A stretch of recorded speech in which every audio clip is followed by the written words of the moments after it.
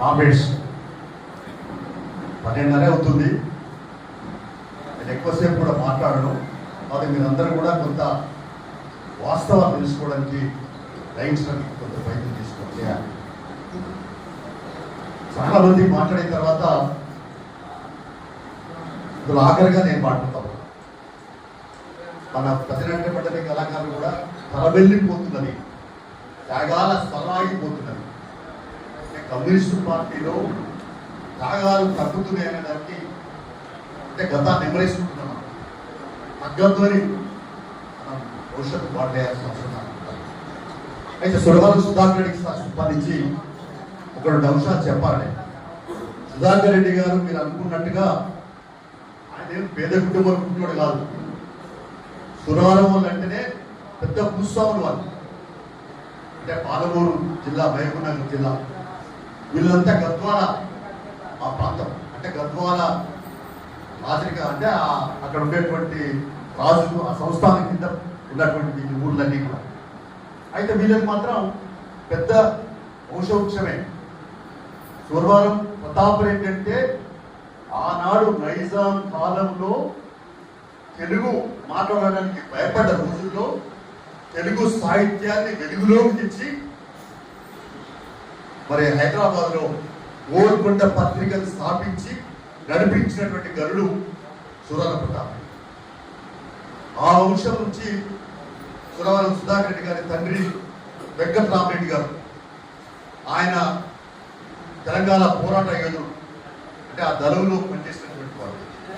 వీళ్ళంతా కూడా పెద్ద ఫ్యామిలీస్ ఉన్నాయి. దాదాపు ఒక 2000 ఎకరాలు పైబడి అందరికి ఉంటాయి. అయితే మొన్న మేము పోతా ఉంటే అంటే మేము కూడా మా కోడలు కూడా సురవరం ఫ్యామిలీ కుటుంబం వాళ్ళే. విక్రమసేన రెడ్డి మా ఆయన వియ్యకుడు చెప్తా ఉన్నాడు. వెంకట్రామరెడ్డి గారు అనేక భూములు పేదోళ్ళు మంచిడు. ఆఖరకు ఏదో ఒక హాస్టల్ కాడ ఏదో సమస్య కాడ సమయసి మంచి రోడ్డు మీద 25 ఎకరాలు 50 వేలకే అమ్మి సుధాకర్ రెడ్డి గారికి ఇస్తాకొచ్చింది. సంతకం పెట్టుకుంటే సుధాకర్ రెడ్డి గారు పోయి తండ్రి మాట దెబ్బతాడకుండా సంతకం పెట్టి 25 ఎకరాలు అంటే ఇప్పుడు ఇన్ని 100 కోట్ల ఇవ్వరు. అంటే అట్లాంటి త్యాగాలు చేసినటువంటి కుటుంబం సురవరం కుటుంబం అని చెప్పడం అవసరం లేదని కూడా ఈ సందర్భంగా తెలియజేస్తున్నాను. సుధాకర్ రెడ్డి గారు కంచుపాటు పుట్టినాడు, కర్నూలులో చదివినాడు, ఏఎస్ఎఫ్లో చేరినాడు. అక్కడ కూడా ఉస్మానియా కాలేజ్ ఉంది. నేను 2 సార్లు తెలుసుకున్నా. ఏదైనా ఉస్మానియా కాలేజ్ కర్నూలు ఎందుకంటే ఉస్మానియా అంటే ఈ నైజాం రాజు అక్కడ కూడా కాలేజ్ పెట్టి కర్నూలు. ఆ కాలేజీలో చదువుకొని ఏఎస్ఎఫ్లో చేరి ఆ కాలేజీకే అధ్యక్షుడు. అక్కడ నుంచి మన హైదరాబాద్కి వచ్చి ఉస్మాన్ యూనివర్సిటీలో లా కాలేజీలో ఆయన అంటే ఎల్ఎల్బి అడ్వకేట్ అలా చేసుకుంటూ ఏఎస్ఎఫ్ నాయకుడిగా ఆయన ఆ లా కాలేజీకి అధ్యక్షుడు.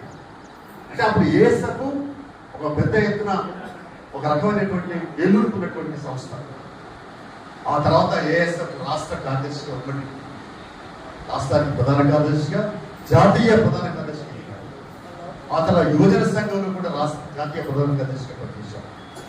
రాష్ట్రంలో కమ్యూనిస్టు మరి ఉద్యోగులు ఆయన మొదట మహబూబ్నగర్ జిల్లాలో అక్కడ బలహీనంగా ఉంటే పార్టీని దాన్ని బలోపేతం చేయడానికి ఆయన బాధ్యత నిర్వర్తించి అనేక చోట్ల ప్రయత్నం చేశాడు. అనేక గ్రామాలకు వెళ్ళాడు. అందులో ఆయన మేధావి. వాస్తవికంగా ఆయన ఒకసారి నాకు చెప్తే ఎట్లుందనంటే ఆయన అక్కడ సుప్రీంకోర్టులో అడ్వకేట్గా ప్రాక్టీస్ పోతున్నాడు. పార్టీలు ఏం చేశారంటే నువ్వు న్యాయవాదిగా ఉండద్దు, నువ్వు పార్టీ కోల్టేమని రమ్మన్నాడు. పార్టీ నిర్ణయాన్ని పాటించి ఆయన అక్కడ వదులుకొని మరి పార్టీ ఓల్టేమర్గా పనిచేస్తూ మళ్ళీ హైదరాబాద్కి వచ్చి ఆంధ్రప్రదేశ్కి వచ్చి ఇక్కడ మహబూబ్నగర్ జిల్లా బాధ్యత తీసుకొని అక్కడ పార్టీ నిర్మాణానికి బరోబరి చేసి ఆ తర్వాత ఉపాధ్యాయుడిగా అంటే టీచర్ అంటే మనం ప్రభుత్వాలలో పాఠశాల డెప్యూటీ టీచర్ కాదు, మన పార్టీ క్లాసులలో శిక్షణ శిబిరాల్లో టీచర్గా వచ్చి ఆయన సైద్ధాంతిక అవగాహన తెలియజేయడంలో విశేషం చేశారు. సౌమ్యుడు, శ్రేయస్సిని, నిరాడంబరుడు, అంతేకాకుండా నిబద్ధత కలిగినటువంటి కమ్యూనిస్టుగా ఆయన పేదోళ్ళు అంటే ఆయనకు ఎంత ప్రేమో నేను 2-3 ఉదాహరణలు చెప్తాను. ఆయన ఆ రకంగా మొత్తం మీద మరి రాష్ట్రంలో కమ్యూనిస్టు పార్టీ పగ్గాలు చేతపట్టాడు, సహాయక అధ్యక్షుడిగా పనిచేశాడు. నేను 1980లో పార్టీగా చేరిన, 82 నుంచి క్రియాశీలంగా ఉన్నాను. 87లో నేను మండల పరిషత్ అధ్యక్షుడిగా చిగురుమాటి పోటీ చేస్తే సుధాకర్ రెడ్డి గారు మీరు రావాలి ప్రచారానికి అంటే హైదరాబాద్ నుంచి అక్కడికి వచ్చి చిగురుమాటిలో ట్రాక్టర్ ర్యాలీ పోతూ ఉంటే 54 ట్రాక్టర్లు ఆ టైంలో పెట్టి ర్యాలీ చేస్తూ ఉంటే చూసి సంతోషపడి ఉపన్యాసం చేసి తప్పనిసరిగా గెత్తాలు పిలిచి ఆడవెంకరెడ్డి గారిని ఆశీర్వదించి వెళ్ళిపోయినాడు సుధాకర్ రెడ్డి అని కూడా ఈ సందర్భంగా జ్ఞాపకం చేసుకుంటాం. హుస్నాబాద్ ప్రాంతం అంటే కరువు ప్రాంతం, మన మెట్ట ప్రాంతం, తాగునీరు లేదు, సాగునీరు లేదు. అలాంటి ఇబ్బందుల మధ్య మనం శ్రీరామ వరదకాలం మొదలుపెడితే ఆ వరదకాలకు సంబంధించినటువంటి అనేక పోరాటాలు కూడా ఆయన వచ్చాడు. నేను మరి అనేక పోరాటాలకు పిలిపిస్తే ఎప్పుడు పిలిపించినా నువ్వు వల్లే ఎప్పుడైనా వచ్చాడు. తర్వాత 2000 సంవత్సరంలో కరువు బాగా వచ్చింది. అప్పుడు నిజంగా చెప్పాలంటే మరి అప్పుడు ఇద్దామంటే తిండి లేనటువంటి పరిస్థితుల్లో 90 కేంద్రాలు పెట్టుకున్నాడు. నేను జిల్లా పార్టీ సెక్రటరీగా ఉంటే మీరు ఎన్ని 90 కేంద్రాలు పెట్టాలంటే 10 పెట్టాను, 10 కాదు 20 పెట్టుకున్నాను. 20 కాదు, ఆయన 20కి 2,000 ఇస్తాను, 40,000 ఒప్పినా నిజమే. నేనేం చేసిన 20 కాదు 62 కేంద్రాలు కరీంనగర్ జిల్లా నడిపితే ఆయన కరీంనగర్ జిల్లా నంబర్ 1 అని చెప్పి నాకు పెద్ద ఎత్తున ప్రోత్సహించి ఆయన అభినందించినటువంటి విషయాన్ని కూడా ఈ సందర్భంగా గుర్తు చేస్తూ ఉంటాను. అలాగే కరెంట్ ఉద్యోగం నేను ఇంకా ఎంతసేపు అని చెప్పవచ్చు, కానీ కరెంట్ ఉద్యోగం ప్రముఖమైంది. కరెంట్ ఉద్యోగం అంటే 2000 సంవత్సరాలు కూడా. ఆ 2000 సంవత్సరంలో ఎట్లయిందంటే మేమంతా అక్కడ వేరే ఇందిరాబాద్ దగ్గరికి పోయిన తర్వాత అక్కడ ర్యాలీ స్టార్ట్ అయింది. ఆ ర్యాలీలలో సిపిఎం రాఘవులు కొంతమంది కలిసి వాళ్ళు మొదటి ర్యాలీ పోయినారు. మేము సుధాకర్ రెడ్డి గారు మిగతా లెఫ్ట్ ఫోర్సెస్ ఒక ర్యాలీ పోయింది. అంటే ముళ్ళ కంపలు పెట్టారు, పోలీసు అడుగు కూడా కదలించలేదు. ఏదేమైనా ముళ్ళ కంపలు తీసేసుకుంటా నెట్టుకుంటా బషీర్బాగ్ దగ్గర పోయినాం. బషీర్బాగ్ దగ్గర పోగానే గుర్రాలు రెడీ ఉన్నాయి మమ్మల్ని కూడా వైపున పార్శ్వమై అంటే నీళ్ళతో కొట్టడం, లాఠీ చార్జ్ చేయడం, ఇంకోవైపున ఫైరింగ్ స్టార్ట్ అయింది. అప్పుడు మొత్తం అంత ఎక్కడ చిట్టా అయిపోయినాం. గుర్రాలు మీకు వస్తూ ఉంటే ఏం చేయాలి అర్థం కాలే. సుధాకర్ రెడ్డి గారు మాత్రం అట్లే నిలబడి మేమంతా కొంచెం వెనుకకి పోయినా కొంతమంది అక్కడ నిలబడి వాళ్ళందరినీ పోలీసులు తీసుకుపోయి ఇక్కడ ఫైటింగ్ జరుగుతుంది. రాళ్ళు పడుతున్నాయి, ఓవైపున రాళ్ళు, ఒకవైపున ఉన్న వర్షం, ఒకవైపున పార్శ్వై, ఒక ఇన్ని జరుగుతున్న సమయంలో సుధాకర్ రెడ్డి గారు బెదరలేదు, అదరలేదు, కదలలేదు, అక్కడే నిలబడ్డాడు. ఆ రకంగా ఆయన ఆ పక్కన అక్కడనే ఉండి బస్సులు అరేంజ్ చేసి పెడితే బస్సు మీద కూడా ఫైటింగ్ జరుగుతుందేమో.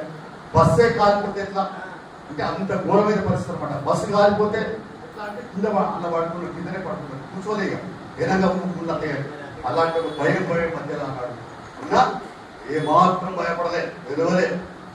ఆయన ధైర్యానికి రెజిస్ట్రేషన్ చేయాల్సిన అవసరం ఉంది. అట్లా ధైర్యంగా ఉంది. మొత్తం మీద కేసు వచ్చింది ఆయన మీద, అందరికీ మా అందరి మీద మేమంతా కేసు వచ్చినా మేము ఇక్కడ కరీంనగర్లో పెద్ద ఎత్తున ఆందోళన చేసినాం, బాగా చేసినాం. మా మీద కేసులు వస్తున్నాయి. మొత్తం దాదాపు 20,000 కేసు తెలంగాణ, ఆంధ్ర, అనుకుండా ఆంధ్రప్రదేశ్లో కేసు ఉన్నటువంటి నేపథ్యంలో సుధాకర్ రెడ్డి గారు ప్రధాన ముద్దాయి నంబర్ 1 ముద్దాయిగా ఆనాడు నాంపల్లి కోర్టులో ప్రవేశపెడితే ఆ జడ్జి మాత్రం ఒక నిజాయితీ పడ్డాడు. మన జిల్లా వాడే సైదాపురం రవీందర్ రెడ్డి మన మంచి మిత్రుడు.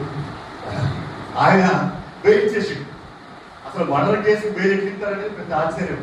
ఏదేమైనా సుధాకర్ రెడ్డి గారు ఆ విద్యుత్ పోరాటం అనేది నిజంగా ఆ పోరాటానికి, ఆ పోరాట త్యాగాలకి వారికి గుర్తుంది. అక్కడ ముగ్గురిని బలి ఉన్నది ఆ ఉద్యమం. అక్కడ ఆ ముగ్గురు చనిపోయినటువంటి నేపథ్యంలో కూడా ఆ తర్వాత ఉమ్మడి రాష్ట్రంలో మరి భూ పోరాటాలు నేను ఎమ్మెల్యేగా ఉన్నప్పుడు దాదాపు లక్షరావు చెప్పారు తెలంగాణలో నేను మాట్లాడేది. భూ పోరాటాలు జరుగుతున్నాయి. సిపిఎం సిపిఐ ఇద్దరు కలిసి చేస్తూ ఉంటే అప్పుడు సుధాకర్ రెడ్డి గారి పాత్ర.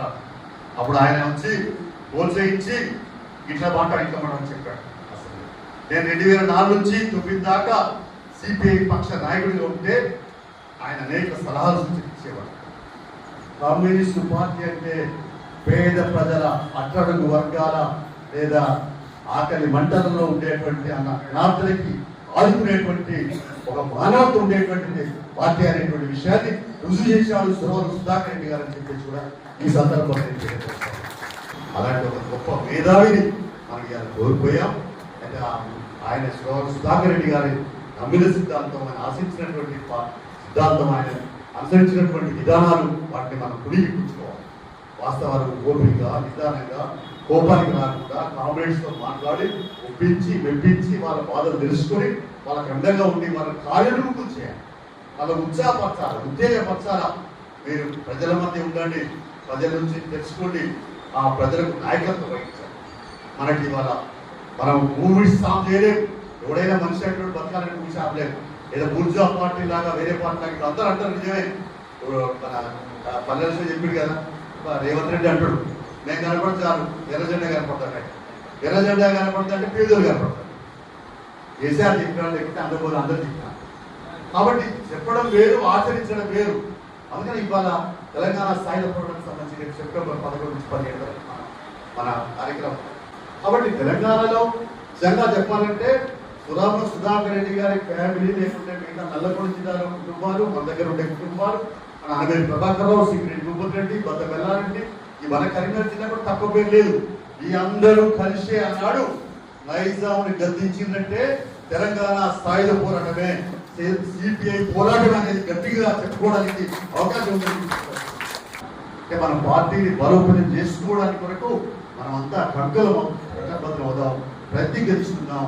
సురవరం సుధాకర్ రెడ్డి గారికి ఇచ్చే అదే నిజమైన నివాళని చెప్పేసి కూడా ఈ సందర్భంగా విలేపరుస్తూ కారణంలో కూడా ప్రత్యక్షంగా మరి ప్రజా పోరాటంలో పాల్గొని, ప్రజా ఉద్యమాలలో పాల్గొని పార్టీ ప్రజాసంఘ కృషి చేద్దామని చెప్పి విలేపరుస్తూ సుధాకర్ రెడ్డి గారికి ఇచ్చే నిజమైన నివాళని విలేపరుస్తూ జిల్లా పార్టీ మొట్టమొదట నిజంగా చెప్పాలంటే నేనేమి సుధాకర్ రెడ్డి గారి సంవత్సరం చెప్పుకొని ఇక్కడ ఏ సందర్భంలో మాట్లాడలేదు. నాకు జిల్లా సెక్రటరీ పద్దాల శ్రీనివాస్ ఫోన్ చేసి మేము ఇక్కడ పెడతాం, మీరు ఎప్పుడు వస్తారు అంటే 4వ తారీఖు వస్తారు, సరే పెడతామని చెప్పినారు.